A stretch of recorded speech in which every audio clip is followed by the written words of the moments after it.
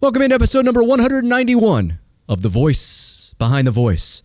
I'm Sean Aronson, the TV and radio broadcaster for the St. Paul Saints, an independent minor league baseball team in the Twin Cities.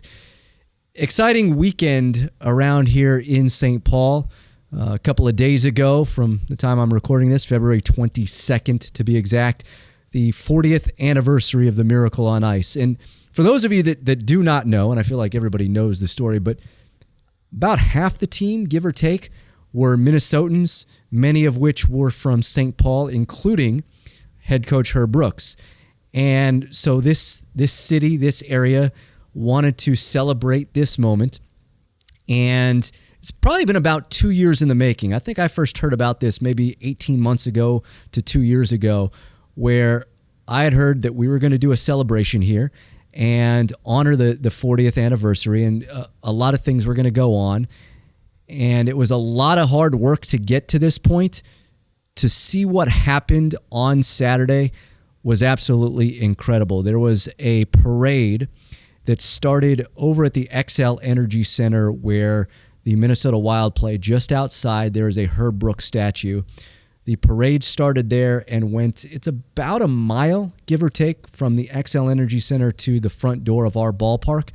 And there was a parade from that point that ended at our ballpark with roughly 1,400 youth hockey players, a number of them representing the countries that partook in that 1980 U.S. Men's Olympic Hockey tournament.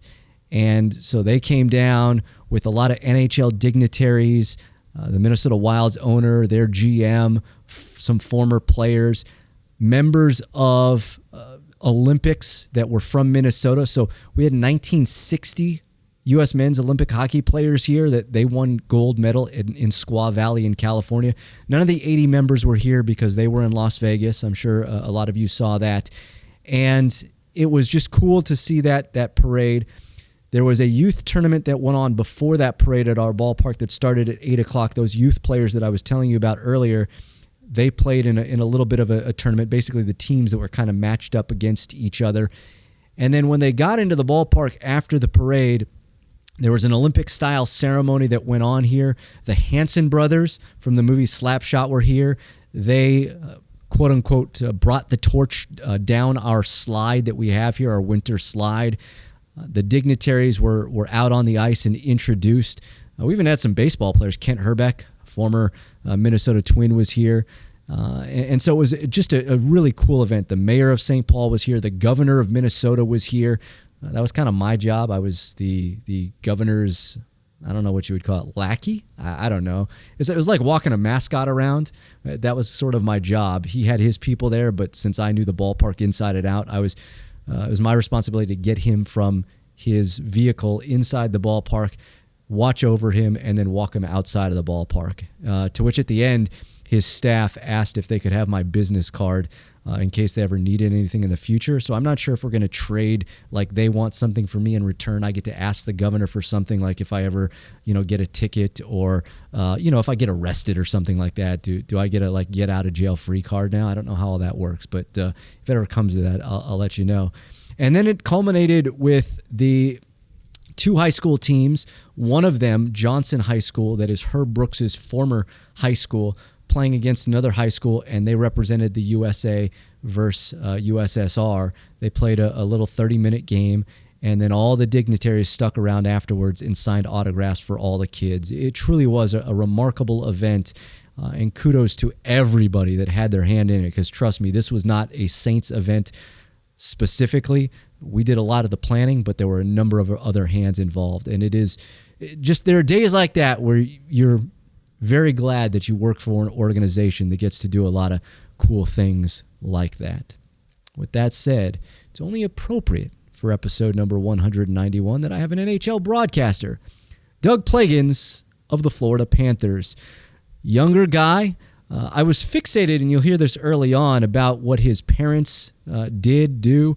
His dad, a cop, worked for the SWAT team at one time, and his mom, a nurse that helped to deliver babies. I'm fascinated by oftentimes things that have nothing to do with the broadcasting side. But great guy. We sat down at the hotel the NHL teams stay at, downstairs in an area I don't usually do this at, but right next to the elevators. So most of it is pretty quiet, but you'll hear people coming in and out every once in a while. If you're not subscribed to the podcast, you can do so wherever you get your podcast. Then be sure to rate us. And you can follow us on Twitter at TheVoiceBTV, Facebook, facebook.com/TheVoiceBTV. And you can always email me, thevoicebtv@gmail.com. All right, let's get to it. Episode number 191 with Doug Plagens of the Florida Panthers. JW, you ever walked in a parade before? Roll the open. But I really got into following the tropics during the summer, the hurricane season and everything like that. So when I was a kid, I started plotting them, and this was before I tracked storms, tropical storms and hurricanes.